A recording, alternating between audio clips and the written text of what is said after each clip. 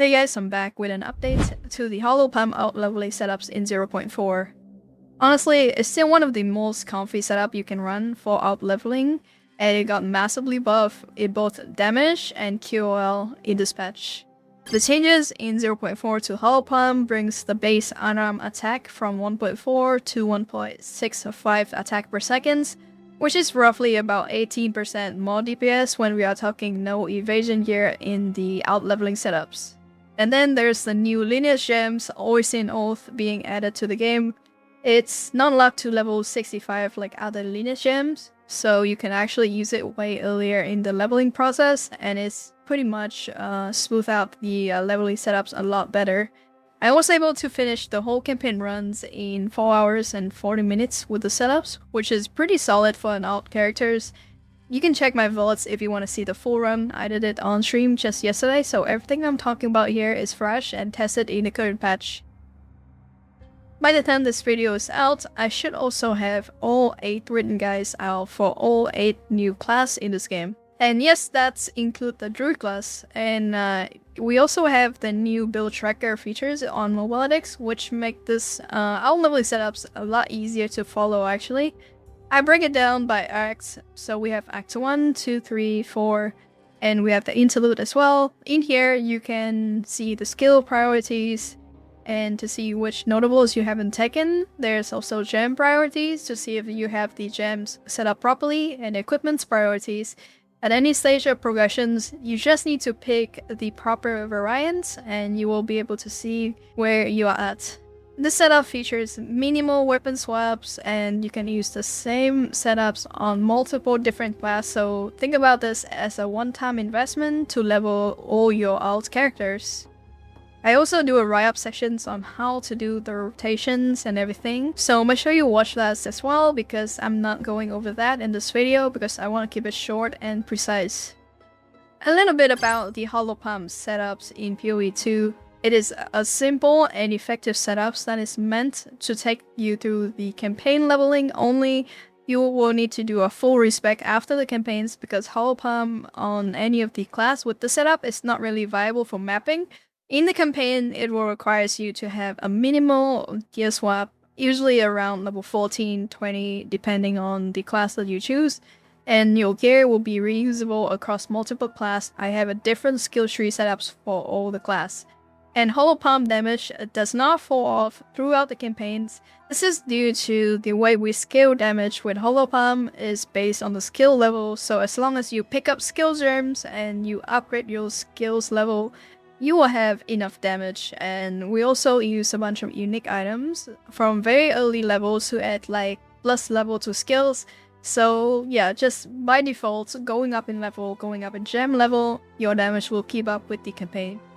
But you will be squishy toward the later half of the campaigns, usually by level 50 and by the time you get into the later half of the interludes. Now, if you don't like to be squishy toward the end of the interludes, you can either swap into your build if it's, viable by level 52, or you can simply just buy a better body armor and swap your helmets into evasion gear, and suddenly you'll be a lot tankier. Now, one of the biggest thing we had with the build before in 0.3 was, well, at least for some people, was the mana issues. And this league, the dynamics shift completely with the additions of Oisin Oath into the build. We can play the attacking build and we leech mana at the same times. So we never really run into mana issues until much later part of the campaigns where the leech start to fall off a little bit, which is when I also spec'd into mana recover on kills and mana leech, and yeah, we would have no problem in the campaigns at all. So this is my new level characters on the source, and just want to quickly talk about the gears. And yeah, the main thing here is before I was using a Fox Shades, which is a very budget options.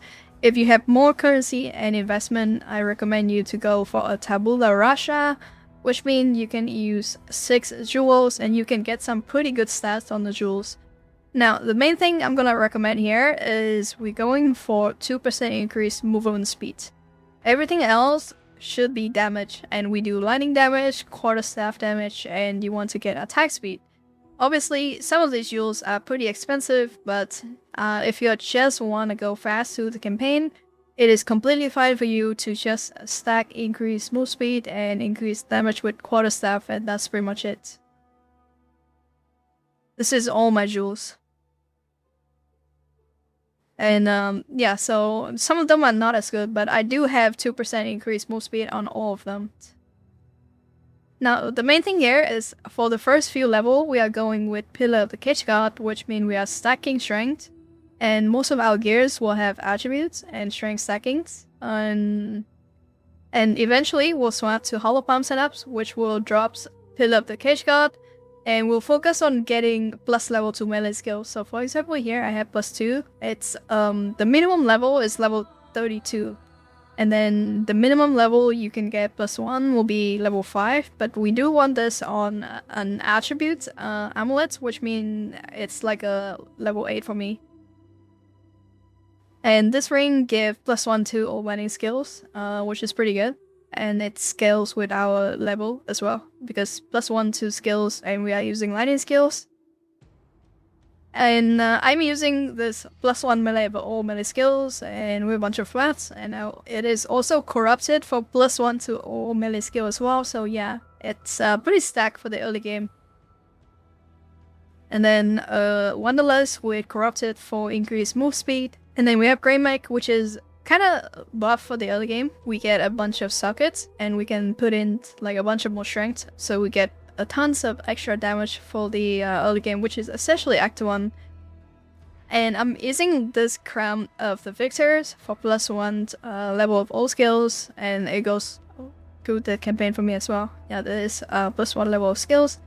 And at level 52, I swap over to another glove, which still have the plus 2 to melee. It is common at this point.